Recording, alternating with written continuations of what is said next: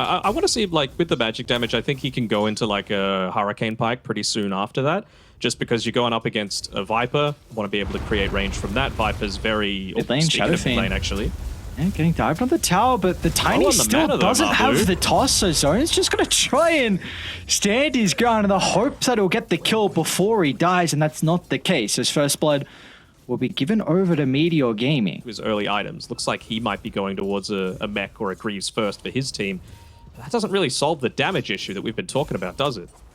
No, it doesn't at all, but maybe if they can get some kills for the Viper, can help with that item progression. He's going to move on over with the level 6, so Viper strike target will be the Shadow Fiend, and meanwhile Marblu gets a beautiful double combo out with the Avalanche. A great rotation from both supports on Meteor Gaming will secure the double kill inside the river. Seems like they're freely against the Viper, I suppose. You can get rid of the poison attack if the fight goes on for longer and longer, but well, maybe just wanting to go down the farming route. Keep the lanes pushed out. We saw... Oh, Zone. I've been in some trouble. Ray's actually nearby to counter initiate with the overgrowth. Now the Sunray bonus health will keep the Shadow Fiend alive. He's got to be cautious that he sticks inside the Nether Toxin, and Zone will still pop to the damage over time, but in the end, it is still Mystique that are able to get some kills on the board. Doesn't look like they'll run into anyone at the moment. Mystique grouping up as... He's just trying to push out the lane first, not to make it too obvious, but they find the Phoenix. That they will. NJ, he's going to be nearby to counter-initiate. Arena's only going to be laid down onto the Tiny. To the northern side, the Supernova's utilized as well. They need Molasses' right-clicks, and once an Nature's Prophet's able to enter the fight, they'll kill off the Supernova and continue to look for more. Marblu, he's got the combo back up, ready to go. The spear from TZ will connect onto the Mars. A defensive Requiem from Zone can help cover the retreat, but Live Solar shows up with the rage and making sure there's no way to hold him back. So in the end... The Veil wasn't used in that last fight, so I thought maybe if they had used that, maybe the Tiny dies and you're not able to get that secondary initiation coming through. Oh, NJ. Oh, nicely done, Rubik. A spear just chucked blindly into the tree line, but they don't want to heavily commit. It'll give Mars an opportunity to lay it down the arena, holding multiple members into place and setting up for the damage thanks to the Sunray. Two aggressive members are going to go down from Dire. Now they'll look over towards the Live Scylla as well. A Supernova won't provide them a whole lot. Maybe the damage actually in the outskirts will help secure the kill onto the Viper. So in the end, it does pay off as Team Mystique will successfully defend their high ground and Meteor just get a lid over. A lot of damage can be pumped out from the Shadow Fiend, and we might see it in this fight if NJ can get the opening. A blink in over the tree line, landing the arena onto two. It means the Phoenix can play around with the Supernova off to the right side. There's just nothing they can do. That's a team fight combo they're hoping for, but they've only brought down one member. The Tiny's going to be killed off to start. This could be the opening now for Dire. With all the ultimates on cooldown, the Life Stealer feels like he can chase on forward for NJ, but it will leave Molasses vulnerable to the Shadow Fiend right clicks, as in the end, it'll be a 2-for-2, so not the worst exchange as the carry from Radiant does go down. That free Aghanim shard for yourself. It's not even like he's the only one that's got a good one. Vipers is pretty decent. It's a big one. YRG, oh, the haste pop, he's going to be able to dodge the Spirit now. Marbu's into counter initiate. All of Dire going to show up for the team fight. They'll try and play around, but they're going to be cautious with the Supernova locked in the middle. There's going to be no escape for Molasses. Now they can turn their attention over towards the Rubik. Lifestealer's the real here. Big carry, the damage source is the Lifestealer, and he's showing up to the party. An easy chase down on the Zone. Shadow Fiend. Is that the only kill they're going to be able to net, though? Marblu Blink is still on cooldown. Ray's going to go for a TP out on the higher ground, and unfortunately Marblu will not be fast. IRG, hang on, don't move, brother. Stay in this little hidey hole. Step too far out because you go to the right. There's a sentry there, but instead they want to go for the kills. YRG, he actually moves in with the combination of the live steal. They'll target down with the tree and protect it, but they don't have the damage at the moment until Molasses TP's into the middle, tries to bring down NJ, but the bulwark protecting him for the moment. NJ will finally go down as turns his target over towards the Phoenix, but the rage has expired. The Dragon Tail holds him in, and the live steal will finally be killed off. A big one for Team Mystique. This is a perfect place to take a team fight. See that be the case. Scan connects, but they got to go. Roshi soon to fall. Someone's going to enter the pit, but the Aegis will be picked up for the life steal. Now he's going to turn his attention over towards the Shadow Theme, but an overgrowth will protect Zone so he can step out to get the right clicks going, but he will still tick out. Molasses' right click killing off the Shadow Fin, and Dire, they can look for the rest of the cores as well. On towards the Dragon Knight. He won't be long for this world. Ray will look to TP, and the Spear's going to cover that. Simultaneously, it also takes away the Aegis advantage. But Dire come out. Still sticking around though. The boys on Meteor. Trying to see if Radiant step out a little bit too far. Smoking the double back in. Marblu is just waiting for that opportunity to jump. It's going to be NJ that starts instead. Is the Viper the tug they really want to try and blow up? They'll secure the kill. They're going to turn towards a life steal, but they just don't have the capability to bring him down. He's A-okay to stand his ground and continue the right click, but the rest of the Dire members are not so fortunate. And now they'll turn their attention over to the carry of Meteor Gaming and try and get the finishing member. TZ will just escape with his own life, but finally Team Mystique. DK Ultimate activated. This tower will not be long for the world. Don't forget the Manta as well. He's able to just roam around wherever he wants. We'll be able to run into YRG. Is there going to be anyone else from Team Mystique to connect? And oh, you bet there will.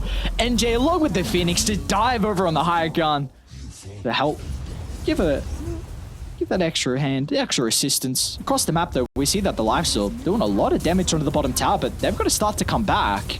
They do. They got to do something. They didn't even pop the glyph. Very, very odd move coming Molasses, through here. Is great nice force start, but now they're grouped inside the arena, and the BKB is not going to protect you from the right clicks as they've found the items now. Team Mystique, a couple of fights going their way, and I mean, the DK is just running back in a creep. Going for tier 4s. He didn't TP, he's just running back. He's finally going to get back to his team, but it's pretty sus that they see a creep running around randomly. Okay, what's going on here? What's going on? There's just a random creep, and instead they're going to go for the heroes that will reveal themselves. Supernova in the middle of the fight, but no one's looking to deal with the Supernova. The double spear sets up perfectly for the egg to blow up, and that's just game. A couple of one fights in a row for Team Mystique will net them game 1. Woo, they're calling it. Even though the creeps aren't in the base, no buybacks, nothing available for them. To me, MVP of this game is NJ. I think he just, the high ground defense was all on the back of him. Bushwhack if you're on point. There's a lot of different routes that the Wyvern has to be able to have his impact in this game. You actually might be in a bit of trouble here, Marblu, with that last Acorn shot, but he's going to be able to fly over the tree line. Axe is not enough. They're going to go for the dive. They'll reapply the slow and the bushwhack damage over time.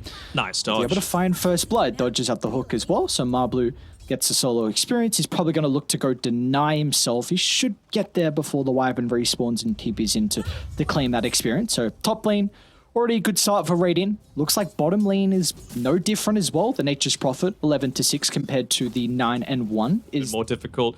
What I was saying before is this is why I felt more strongly about the Crystal Maiden as well, right? You might not be able to contend with right clicks, but at least you set up for some potential kills, whereas Wyvern doesn't do that at all.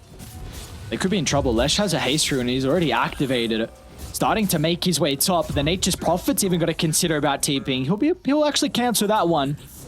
Just expecting the Leshrac to have plenty of damage by himself, so they won't need the carry on Radiant. Lesh will be able to do the dirty work.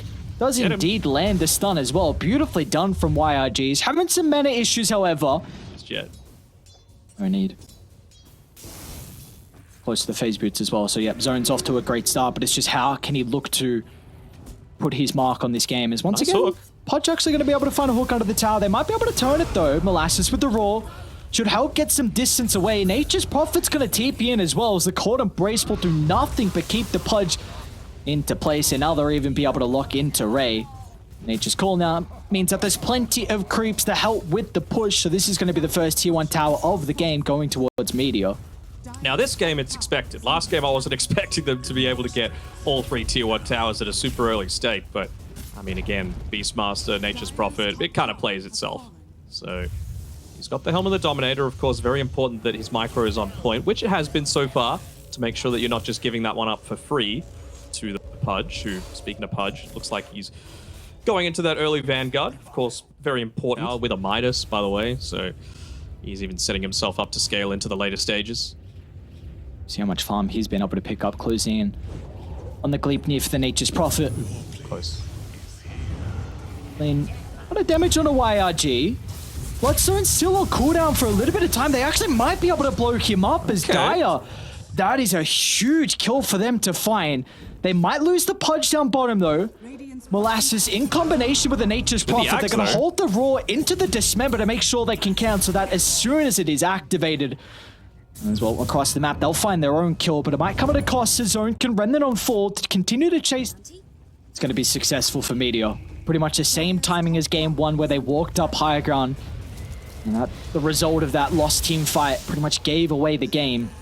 We'll see if that's going to be a similar case as Pudge just autos is into the middle. Wyvern's able to find an incredible curse onto 3, as now they can look to turn it over the other forces of Radiant. They're in trouble for the moment as YRG still can play around with a second life. They'll finally be able to bring him down, but can Radiant stick around to set up for round 2, as it doesn't look like it's going to be the case.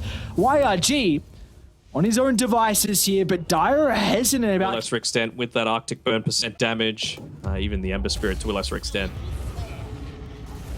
You'd love to take a fight before Pudge is able to pick up that BKB. 3,100 gold in the bank, but all that gold is not going to help him. Is onto the carry they go, but a cold embrace, is it enough to keep him alive for the moment? YRG gets straight on top of him, and the Pulse Nova will tick him out. Easy 2 kills for Radiant to find. Now they can chain this into some objectives and probably even go higher. Map and farm and continue to extend this net worth lead. I'm not quite sure where they are at the moment. They scanned inside their own jungle, so YRG's got to run straight into them, but instantly popping the BKB. And what do you do now with this activated? Curse is going to hold him into place. They've done a pretty good job to waste out this magic immunity, but can they go back in afterwards?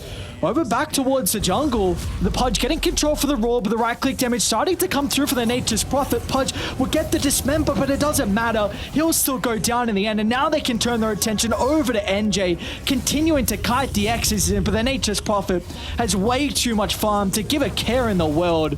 As Radiant, 13,000 net worth lead, boosted up even more after that incredible team fight from them.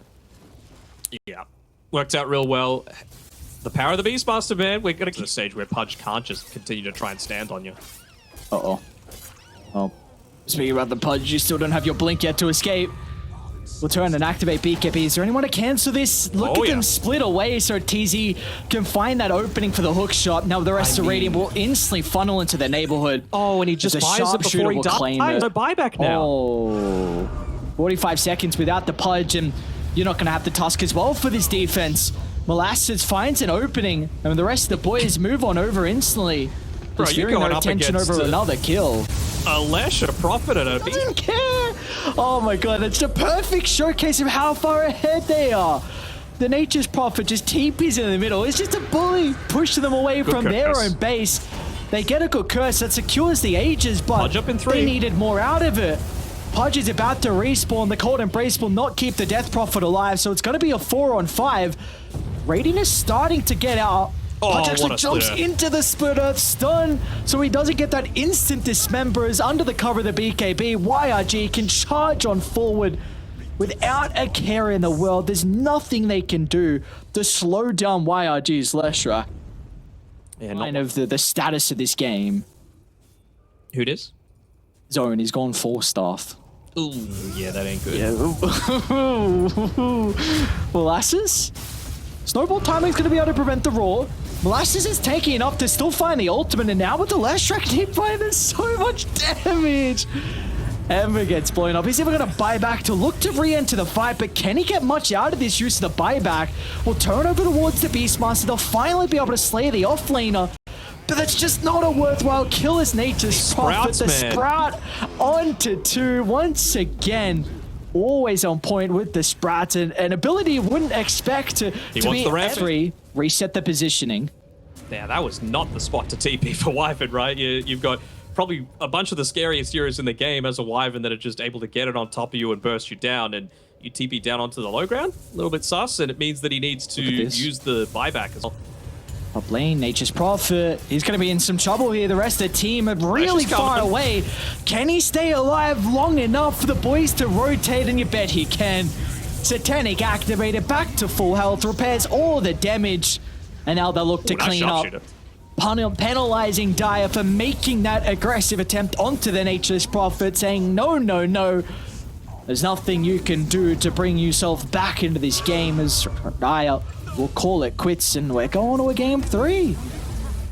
We are indeed, and it shows that once again we have not had a bad cast series. You and I predicted that one. Think about it. We've got the game to play right now, but I'll have a think about what extra rune we could get. We'll see how creative you can be, and well, if YRG is going to be in the mindset he needs to keep his life, and it looks like that's not the case. DQQ can telekinesis it back over to Zone's grasping hands as it's Raytho comes here. Thank you, brother. Hey, look, I make the rotation all the way down from top. You should reward me for making that play. I was definitely a great start, top of the net worth, but be a casualty of war with this smoke. They're going to be bringing 2 members. And in that smoke party is going to be the Shadow Fiend, so they'll require out the SF damage to be able to secure the kill. With the Night Stalker Dark Ascension, they'll easily scout him out, ducking into the tree line. As there's going to be no escape across the map, though. There will be an invasion party inside Dire Zone Jungle. They're not going to have the damage at the moment to kill off DQQ, as now with the Pulverize from NJ, kills off TZ. Can they get him one more right click? He gets the kill anyway, but it really doesn't matter. NJ's rotation with that Pulverize secures them a big kill onto the snipe. Oh, an awkward smoke for Dire. And now look what they're getting out of the map. Top lane's completely shoved in. Molasses, he's free farming bottom. They're getting a lot out of the other lanes, and they might even look to try and take this team fight. EQQ gonna be glimpsed back. Static Storm even layered down as well, just to help secure the kill onto the Rubik. TZ, no messing around, but Nemo Naga's even caught up to Rage. Do they have a way to cancel the TP? And that kill, just giving him the level 10, putting a point into the ultimate, a long cooldown, but a kill nonetheless. Wonder if they'll get the sense that they might have put down one of these deep observer wards as well. They have a sentry? Oh no, they're gonna smoke and try and contest this. Blue to start. He's gonna be cautious if they group up. Putting a lot of their attention over towards Rick here, but they're not gonna be able to bring him down. Now Molasses can look to enter the fight off the back of the Exorcism, but he might not be strong enough to win this as NJ just goes straight towards the Sniper, pummel him into the ground. It sets up for Zone, and the Night Stalker to get the damage going. The Naga was able to wrap onto the backline and get some revenge, but it wasn't enough to turn the team fight into their favor. Stages, but right now he just needs to make sure that he's not feeding too much of that gold away while still being able to push out lanes. And he's doing that with the shrapnel build, so I quite like how he's skilling this game. Oh, Marblu, no. Bit too late to use the tricks of the trade to dodge the Sven stun, so Marblu will end up going down. Now bottom lane though, the Night Stalker, no, he's onto the Sniper. The glimpse will come out the last second. Can he get the Void off? It's still on cooldown. Great glimpse from TZ. It probably will cost him his own life, but that is a worthwhile sacrifice from the support. Very, very nicely done. Where's the tip? That's where you need the tip coming through from your teammate, letting you know you did it. Armlet activated. Zone's being very careful not to just reveal himself completely on the lane, trying to nuke these waves down as quickly as he can to not show that he has the they're going back for him bottom. BKB. Sleeping Dart into the Exo committed. Oh, he should be able to secure the kill. I think that was just luck. He TP'd to the outpost, 6-second TP underneath his tier 1 tower, and that's exactly where Mystique were making that rotation through. Could they look to Song here? Maybe if they clumped up a little more, but they'll be able to get a free kill onto the Sven. Happy enough for that. They're playing the map really well, and I feel like a lot of this comes off the back of the Ricky. His scouting shenanigans and always their timings, because Meteor, well, they feel like they're ready to go. Molasses just charging up into the triangle, trying to protect that power rune, but it's only a regen, nothing too crazy. They might feel like they're ready to go, but I really hope. Marblu, in combination with the Naga Siren, they're going to need some TPs coming out pretty goddamn fast, but it might be too late. Can they turn it back around, however? NJ's hesitant. Naga can look to use this song, but the rest of the boys are actually starting to make their way to top. Meteor and said they want to take the team fight. They'll turn their attention over to DQQ. An easy kill for them to find, or is it easy? The Pulverize protects the Rubik long enough for him to be able to escape. Another Naga Siren. She's the one that's in trouble. The trample will bring her down at the last second. Now NJ, he's looking for more, but he's got to double back. Hesitant because the rest of their team, they've come on over. Static Storm to lock him in. Molasses has shown up, and all of Meteor will be rewarded with getting the kill onto NJ. Beautifully done, coming fast enough. to help take that team fight. Over towards an Arca sign, but they're only just tickling her. NJ's in trouble. Defensive use of the BKB. Now they can look to turn. With the help of the Pulverized Zone, is starting to get the right-click damage going. They'll be able to deal with the first life. Finally secures the kill. Now where's the opening to go in afterwards? Night Stalker finds a jump. Now they can move over towards an Arca-Sign, but the support's getting controlled. It gives them an opening to try and deal with the carry, but the damage isn't there at the moment. Naga looks to turn onto the Shadow Fiend. The Death Requiem's not enough to kill off Radiant members. Maybe it's a Night Stalker that can turn it back around. He finds an opening to jump into the middle. All he gets is TZ though. They didn't need more out of it. Yeah, and now it's daytime. Now you don't aren't the ones to start the fight. The Dark Ascension, he can still charge on 4, but they're doing such a good job to control the Night Stalker. Another song will give them an opportunity to reset, but the rest of the team are backing off. But the Naga finds the opening for the Static Storm onto 2, and it's both the supports that they're going to be able to bring down. It's up to the cores now to turn it around on Dire as they're getting controlled though. Primal Beast forced to activate his BKB and TP out, and the rest of the team will duck their heads and run away in shame. I mean, it's looking really strong. Even, you know, the Night Stalker, the ults haven't been perfectly on point, but he even went for the kill onto the Disruptor there after the Static Storm had already been used. I mean, that's the big thing that you're worried about in a lot of these team fights, and yeah, it's seems like there's really not too much that they can do. Mega Creep's picked up. Not even a potential to throw them back inside of the fountain. This Naga Siren is proving to be an exceptional pick. One last defense. That's all you've got left here. No a damage. 4v5, a hope and a prayer, but the throne's just falling to the creeps, and they're even going to call it quits even before making that last attempt. So in the end, it's going to be Meteor that find their first series victory of Division 2. It is indeed. It turns out that a Meteor was able to kill the dinosaur.